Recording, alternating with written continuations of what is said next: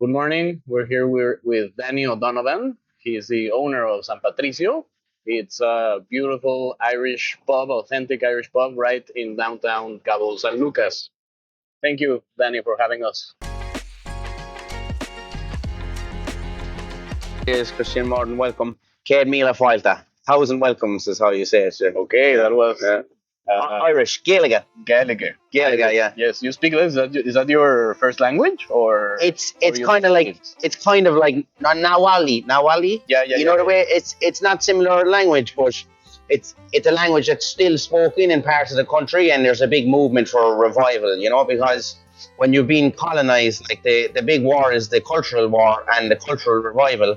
And actually, the language Gaelic is something that is taught in schools, and it's something that I did study to a high level. Hmm. Yeah. So Yes. it's good to have it, but it's a shame then that I don't have anyone to speak it with. Like, you know what I mean? Yeah. And in Ireland, people speak it as a first language. Is there a part of the population that still Yes, speaks it as? yes. It would Yeah. be exactly like if you went to the mountains in Oaxaca. As you'd have certain people speaking Nawali. Does that sound okay? Just a little bit lower. Anita, ponemos baja poquito, porfa. Gracias. And before we started recording, we were talking about what a pub is, what a pub means, and let me tell you and you asked me what's your experiences with pubs, Mm-hmm. and I've never been to Ireland. Okay. I love Ireland. I love Irish literature, especially. Really? Yes, like W.B. Yeats is Yeah. my favorite poet. Under Ben Bulbin up in Yeah. Sligo, yeah, he's actually buried under Ben Bulbin, more or less. Like, it's a good place to visit, actually. One day we can have you read some poetry by Yeats, and I can hear it in a proper Brilliant. I'd love to do that, accent, man. yeah. That's brilliant. I'm very impressed now by because W.B. Yeats is a great, Yes. and for you to know that's amazing. I mean, and there's a ton of Irish writers and Uh-huh. poets. Yeah. Yeah. But okay, so I haven't been to Ireland. I have to go.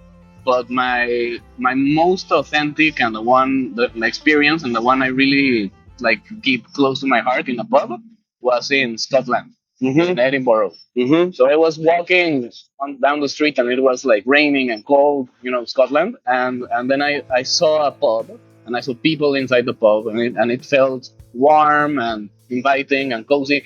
And I went in, and I didn't order a beer, but what I did order was a pot of tea. And the maid, the waitress, brought me just a perfect pot of black tea with like milk on the side, Uh-huh. and I poured it. I drank, and with some biscuits, and, Yeah. and I drank it, and I just like all my troubles just melted away, and the atmosphere was just beautiful. And Yeah. there were children in there, women, men, and that's like, for me, that's what a pub feels like.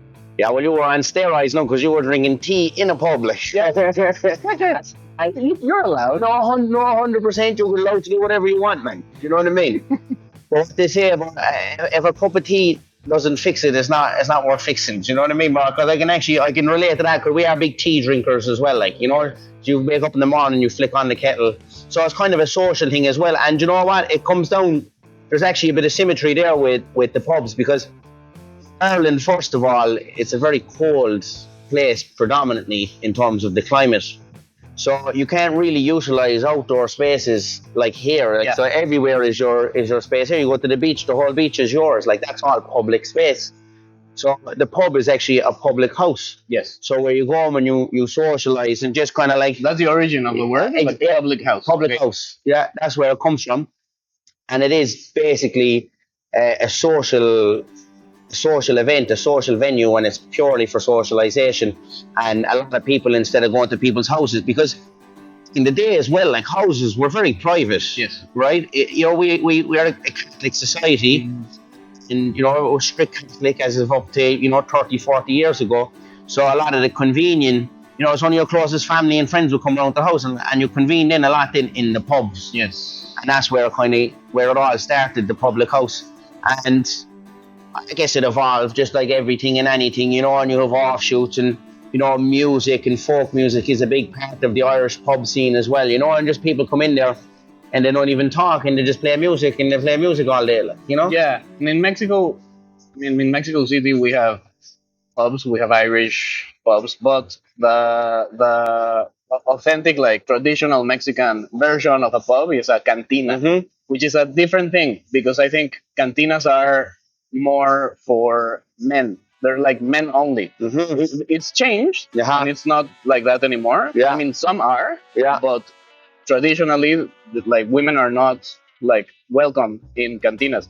Some of them, and I've seen those. They have a place to pee like in the bar, and men would just like Yeah. pee as they drink like Yeah. that. Yeah. So that's not what Irish pubs are like. They're more like inclusive of everyone. It was like, so we're kind of touching on like a more of a global trend here, no? Because actually before, the pubs used to be divided. They used to have women on one side and the men on another side. And then, when they kind of do dancing, then they used to kind of go, and then they would see someone, and you'd have to go over and ask someone to dance then as well. So again, coming back to the Catholic, I think this is a Catholic country here as well, strong Catholic country. So the church kind of came in and installed that culture on us. But I think, modern day and it's the way things are moving now, everything's kind of getting a little bit more open. And yeah, the Irish pubs, man, it's a place to go, man. Hang out with the friends, have a drink without any pressure. You know what I mean? One thing that I know now, and I kind of, what I noticed a big difference in Ireland, like you wouldn't find too many TVs in pubs either. Yes, it's like, not a sports bar. It's not that. No. It's no.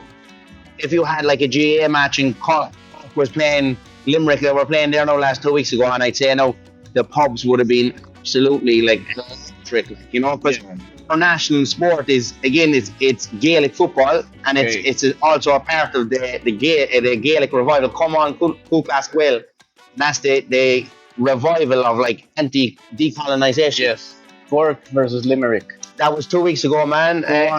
Cork, man, what a belter of a game, man. We were actually playing it here again yesterday. It was a fantastic game. I think I have a hurley there.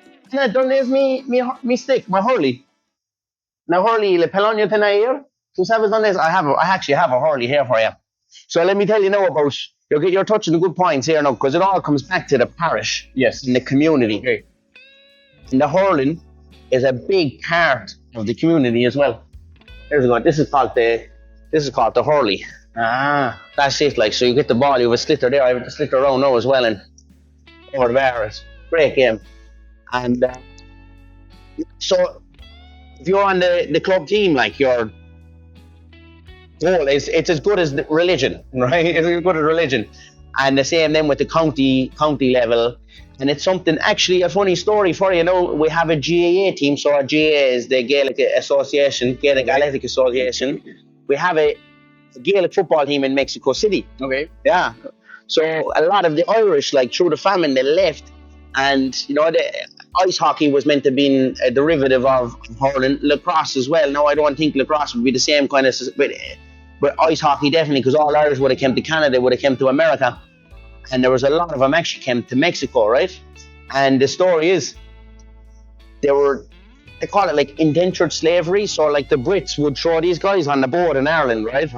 And send them over to America. And when the boat gets, then the boys would know who they are, and they'd be like, oh, it's $500 to get in here. Well, I have no money. You know what I mean? Well, guess what? Like, you need to fucking work, like, and you can do this or this. So they sent a load of them, 200 lads. This will bring a nice circle now for you.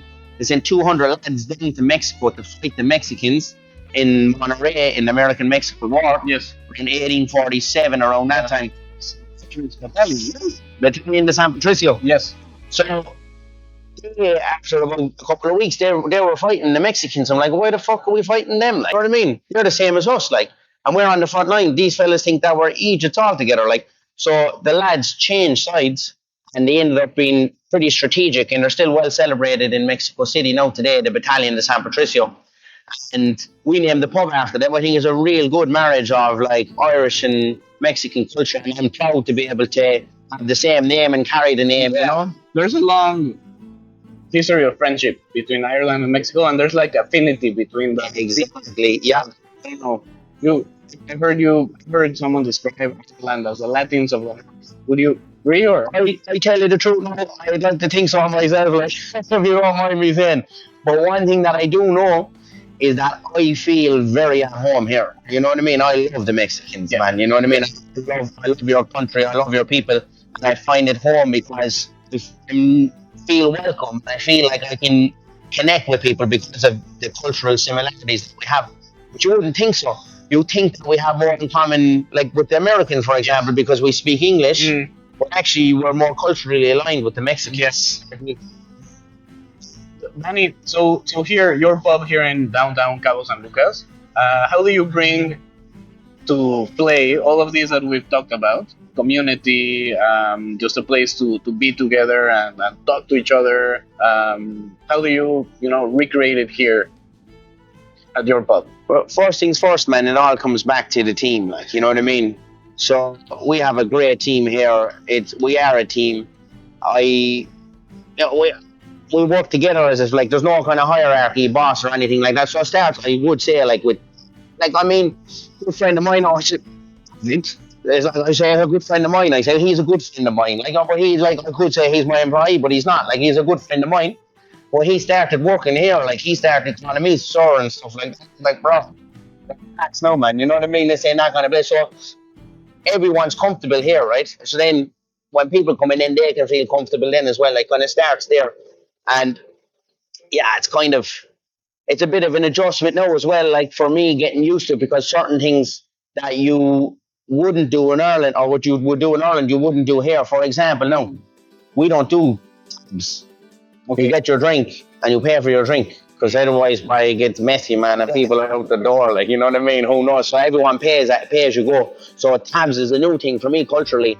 Also, if someone asked me if I wanted another drink at home, I'd be like, bro, what the fuck? If I want a drink, I fucking ask for it. Like, do you know what I mean? It's like, here you need to ask, like, you know what I mean? So there's certain things that we need to adjust, like, you know. But like I said, man, it's super easy. But once the team is right, and then after fucking all that, like, end of the day, we're in Mexico, like, do you know what I mean? In Cabo San Lucas, so it's just a relaxing place to begin with, like, you know what I mean? And but sorry to interrupt, but also Cabo San Lucas is a place where people come and go all the time. So I bet that a big part of your clientele is tourists that are here for just a couple of days and then leave. Or maybe I'm wrong, but how do you get a community feeling when people are here for one day and then they leave and Yeah, it would be a mix, I would say. I'd say, like, roughly speaking, we have a good Mexican base here. We have a lot of Mexicans. And that's, like, I mean, we spend most of my days just speaking Spanish. Like, you know what I mean? So we have a good lot of Mexican friends that are here. And then you have the expats that are here as well. So you have the base, and then you have people then they come in, but they come back, you know, because a lot of visitors are regular. Like, you know, I would say we get a few kind of like flybys. You know, the flybys would be the cruise ships. Yeah. You don't see them again much. Anyone that comes down here, they either have property or something, and they come in on, a couple of weeks of the year. Yeah. So that's actually warm. You know, you always see a friendly face coming back in, like, you know what I mean, nice smile. So you kind of build it, and it grows then over time, like, you know what I mean. But yeah, that's the base really. Like, and then outside of that, then just having we do music. We have Sean Rowley is a fella from Ireland. He plays. He's gone back home now for the summer, but he plays music here as well. He does Irish music. We have good Irish stout, that helps. Irish whiskey, and then the best one in it all is like some people come in here like because no one expects to be Irish owned, you know. So they come in and like, why is this pub Irish? And I just say, because I fucking said so. And that's it then, you know what I mean? So it works like a charm. Love it. Danny, I think we could be here and talk for 3 hours. I would love that, but I think we have to wrap it up for today. 100%. But I want you to say something to the audience, something that you're looking forward to your pub. Like what is coming next week, next month?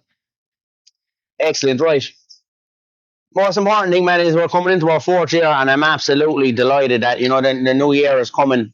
And we've done a lot of work, the whole team. Like, we've been 3 years now, and as you can imagine, opening a business in Mexico isn't straightforward. Like, you know what I mean? There's a lot of learning, Spanish, business environment, and whatnot.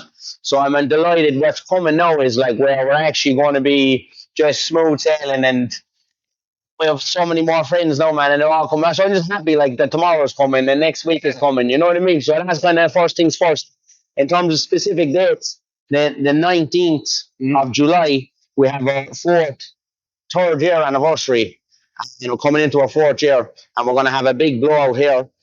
Anyone who hasn't been here yet, I'd advise you to come. It's going to be a top-notch experience. Anyone who's been here already, you know the deal.